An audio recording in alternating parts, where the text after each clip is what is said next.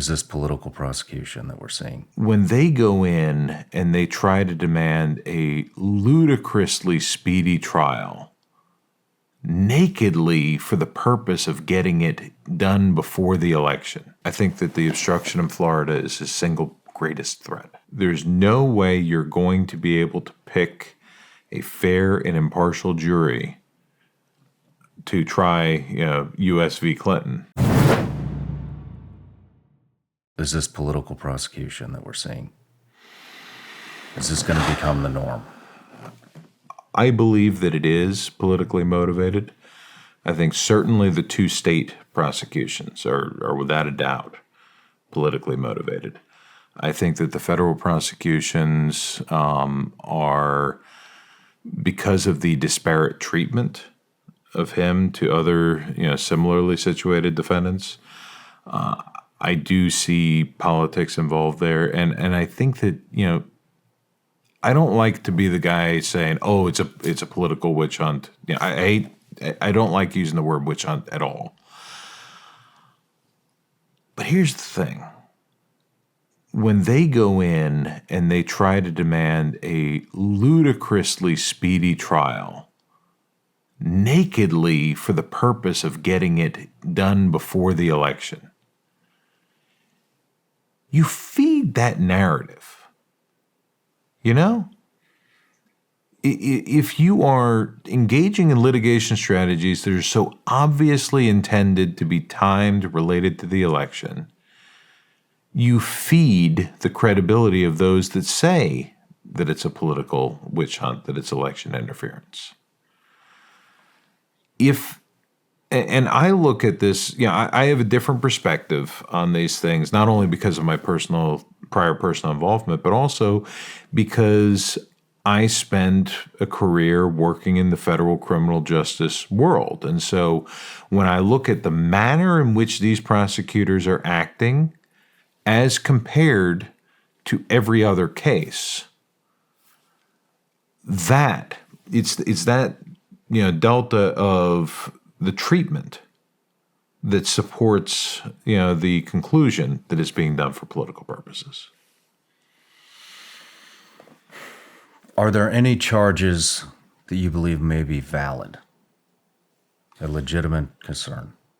I think that the most legitimate concern is the obstruction counts in Florida if everything that's in the indictment is true.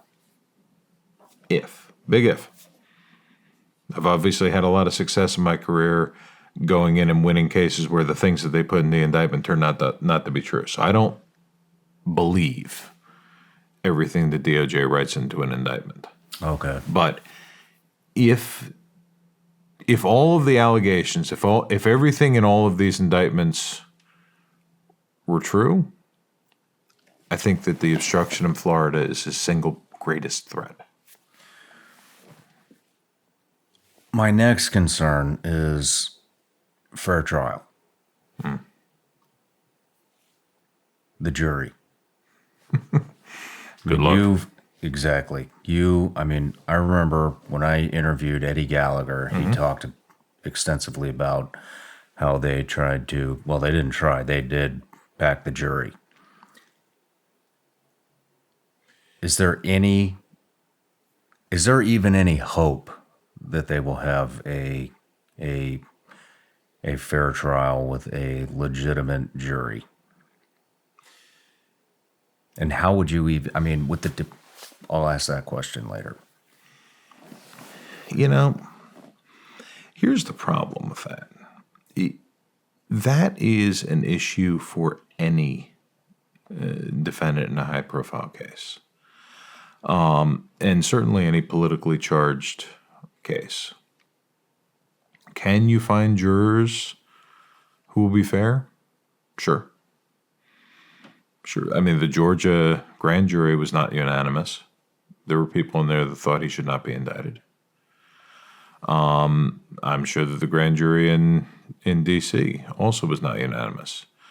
The Florida case obviously is going to be tried in a jurisdiction where the jury pool has a lot more people that voted for him than against him. ultimately, as a trial lawyer, what I want are jurors who are going to keep an open mind, that haven't prejudged the case. Given the amount of publicity in these cases, I think that's going to be very difficult to find. And that's not just a Trump thing. I think that Hunter Biden's going to have the same problem. Bob Menendez, to a certain extent, is going to have the same problem. It's the reason why back in 2016, when Jim Comey came out and said, no reasonable prosecutor would bring the case against Hillary Clinton, I agreed with him. Different reasons, but I agree with his conclusion. Because I believed there's no way you're going to be able to pick a fair and impartial jury to try, U.S. v. Clinton, because everybody has already been so saturated with the stuff that they're going to have their opinions already made up. That was actually my next question. That's about Hillary Clinton?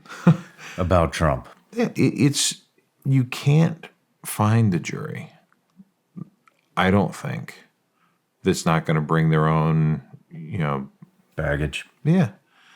I mean, look, I tried a case years ago, very different circumstances. I tried the case of the three guys who base jumped off of the top of One World Trade Center.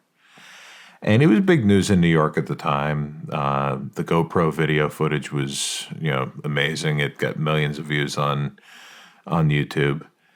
And when the jury came in and the judge, said, hey, has anybody heard of this case before?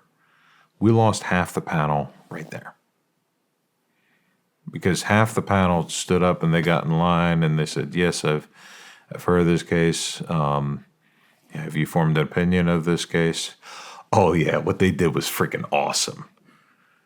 And I'm sitting there watching all my best jurors leave. But that's the point, is that I lost half the jurors in that case. If you apply the same standard to Donald Trump, by the way, same judge tried that case that has the Manhattan case for Trump. If you apply that same standard of, hey, jurors, how many of you have heard of this case? Everybody's out. Yeah. I don't. To me, it seems impossible. I mean, everything is politically charged in this country at this point. You're either pro-Trump or anti-Trump. Right. There doesn't seem to be any middle ground. And so, when I'm talking about a fair trial, I'm not just talking about a panel of anti-Trump jurors. I'm talking about pro-Trump as well. And I mean, where would you even begin to find neutral jurors? Hey everybody, I'm Shawn Ryan. Click here to subscribe to the Shawn Ryan Show YouTube channel for the hottest and most compelling interviews that you will not see anywhere else. I've also made a playlist of all the previous SRS episodes so they're easy to find. You can find that right here.